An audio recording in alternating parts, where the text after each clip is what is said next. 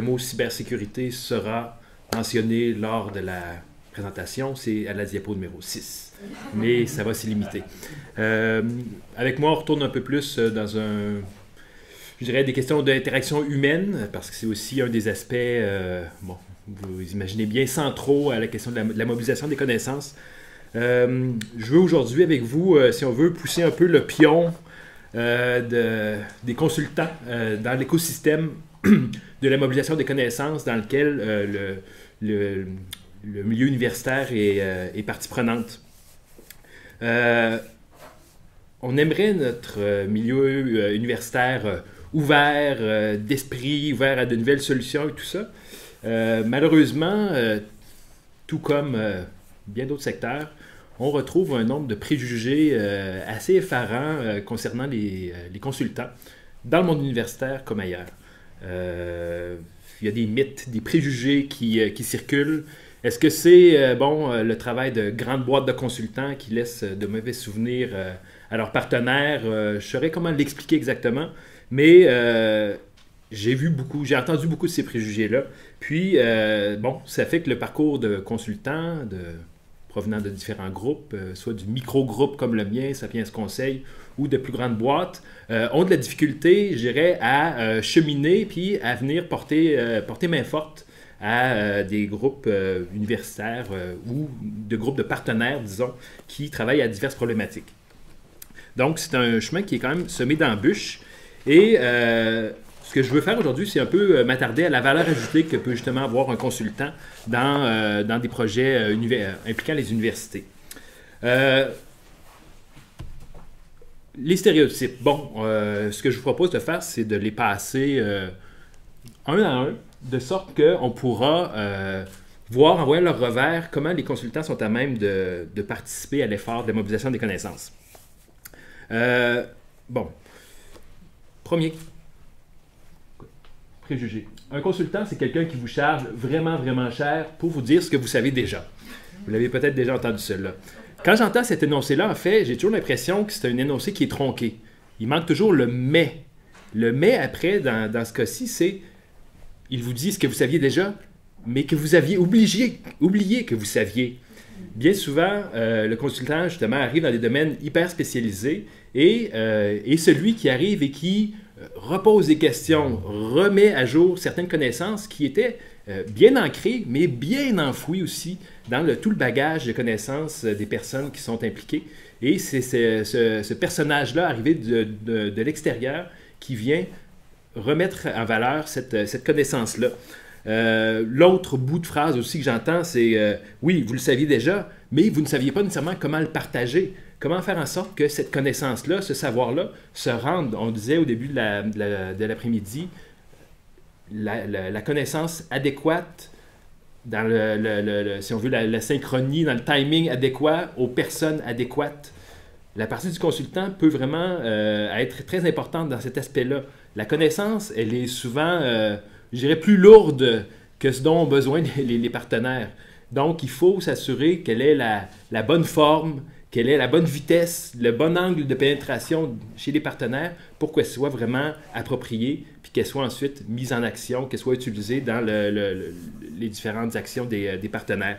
Donc, le consultant a cette capacité-là de venir aider celui qui génère les connaissances à leur donner une autre forme. Donc, ce que moi, je vois comme mon rôle de consultant, c'est pas autant d'arriver avec de nouvelles connaissances ou d'enseigner quelque chose à mes clients, à mes partenaires. C'est de m'assurer qu'ils aient une meilleure maîtrise de leurs connaissances. Les connaissances, elles l'ont. Ils les ont. Donc, c'est comme observateur externe et chef des questions que je me positionne. Donc, des fois, on arrive, puis on ne fait qu'énoncer ce qui semble une évidence, mais, comment dire, ça fait du bien des fois de revenir, si on veut, à la base. Puis, comment dire, c'est bon de rafraîchir la mémoire, puis, dans ce temps-là, je souhaite que mes partenaires ne voient pas ça comme un aveu de faiblesse de leur part. « Ah, j'avais oublié tel aspect. » Benoît vient de le mentionner, on vit dans un monde qui est de plus en plus complexe. La complexité est inédite.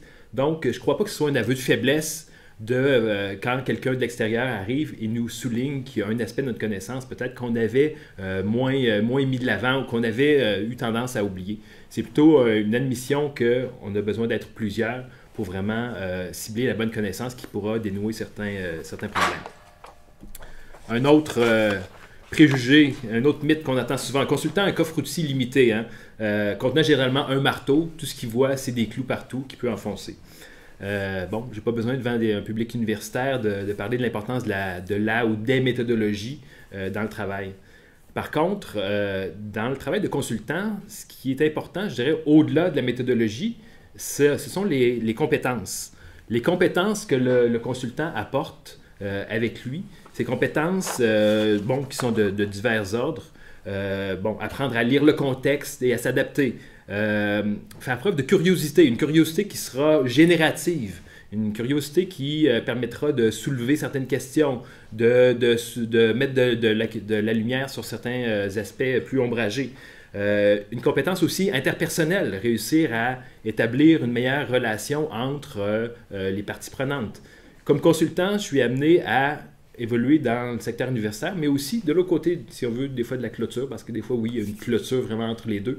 Donc, j'ai l'occasion d'entendre les confidences de part et d'autre des partenaires, et des fois, j'arrive à trouver le langage qui, auprès des universitaires, je trouve leurs mots, les mots qu'ils comprennent pour leur expliquer la réalité des partenaires, des praticiens. Et inversement, j'arrive chez le praticien et je réussis à leur parler de la réalité, des enjeux, des difficultés, des aspirations des universitaires chez les partenaires. Alors, grâce à ces aptitudes-là de communication interpersonnelle, j'arrive à avoir un apport qui est intéressant et qui est vraiment une valeur ajoutée dans le processus de mobilisation des connaissances. Donc, savoir écouter, savoir parler aux gens et savoir surtout faire en sorte que la connaissance qu'on apporte ait un sens pour eux. Parce que souvent, c'est le problème. On arrive avec une connaissance, c'est la bonne connaissance, mais n'a tout simplement pas de sens pour les personnes chez qui on les amène. Et là, c'est la source de frustration. On se dit, voyons, je leur fournis toute la réponse, puis ils ne se sauvent pas avec, ils ne se l'approprient pas pour résoudre certains problèmes. Mais souvent, c'est une question de sens. L'autre compétence aussi dont peut faire preuve le consultant, c'est la capacité de lier les points, si on veut, entre eux, des points qui parfois ne paraissent pas être liés, et de faire preuve, évidemment, d'empathie face aux différentes visions qui sont mises sur la table. Finalement, le troisième préjugé qu'on voit, c'est, bon, un consultant, comment il pourrait m'aider? Ça fait 10 ans que je suis dans un secteur, et lui est là depuis 6 semaines, et quoi, il pourrait m'aider? Ce qu'on conçoit mal quand on fait cet énoncé-là, c'est que le consultant n'a pas à aller jusqu'au plus profond des océans. Comment je conçois, moi, la zone d'intervention du consultant?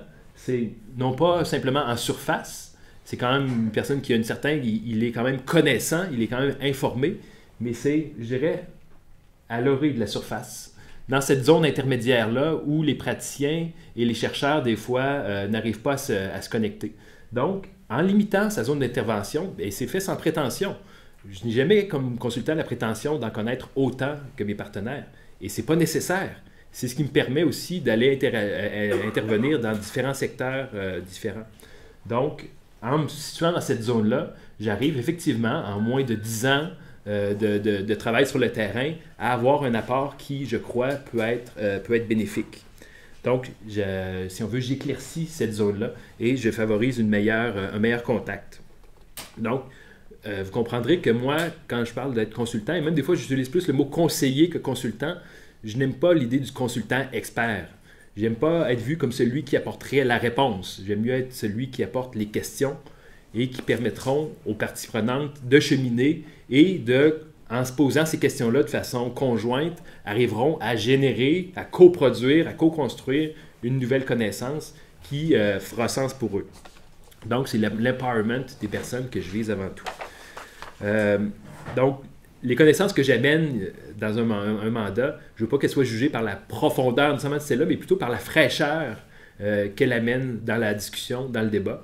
Puis, ce qui me permet d'avoir cette fraîcheur-là, c'est le fait justement que un peu à la manière d'une abeille, je vais d'une fleur à l'autre, je vais d'un secteur à l'autre et je permets aux éléments de se croiser.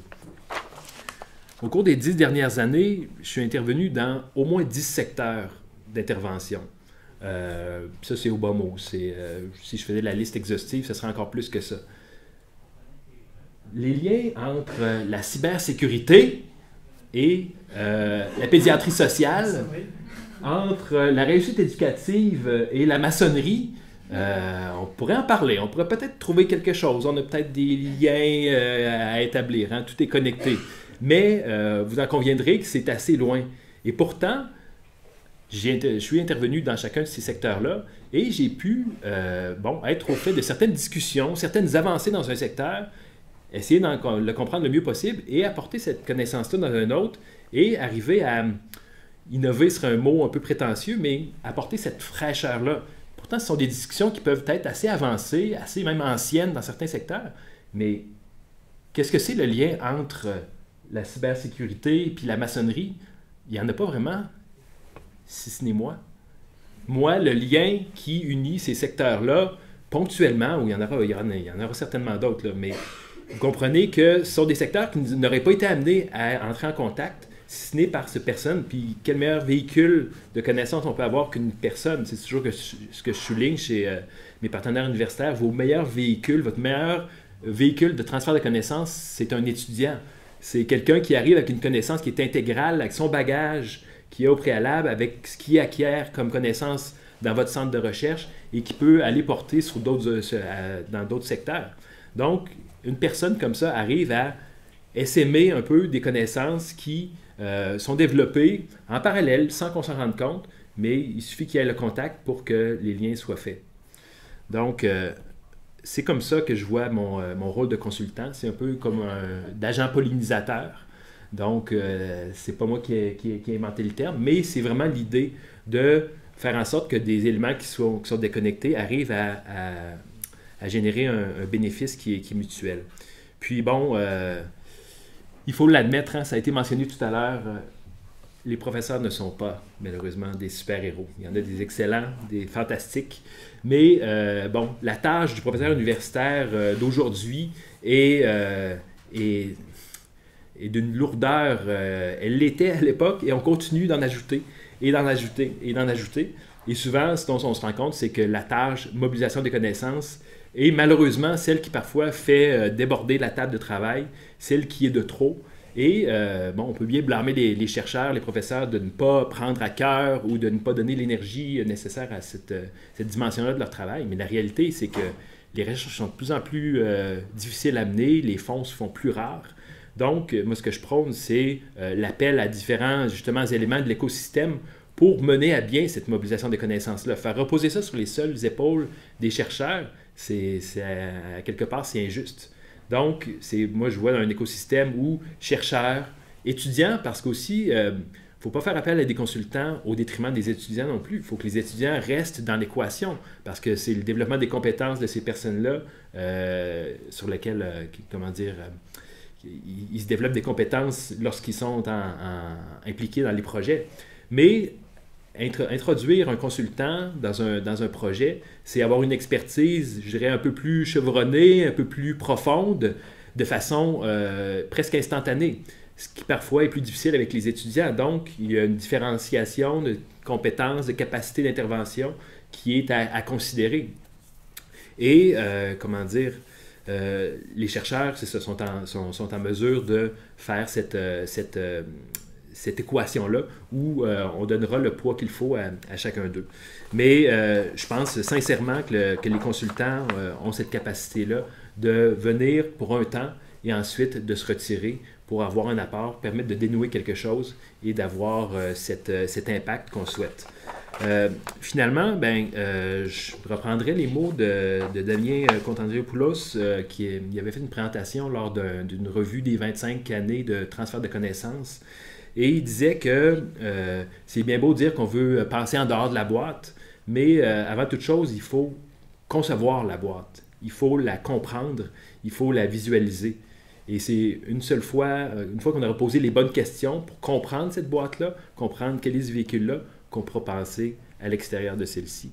Puis, je pense, comme je l'ai dit sincèrement, que le consultant peut permettre de prendre un pas de recul, d'arriver avec une connaissance externe qui enrichit le tout, nous permet de passer en dehors de la boîte, puis de continuer l'innovation dont on a besoin, c'est-à-dire d'avoir toujours un nouvel angle pour considérer un problème, pour espérer apporter des éléments de solution.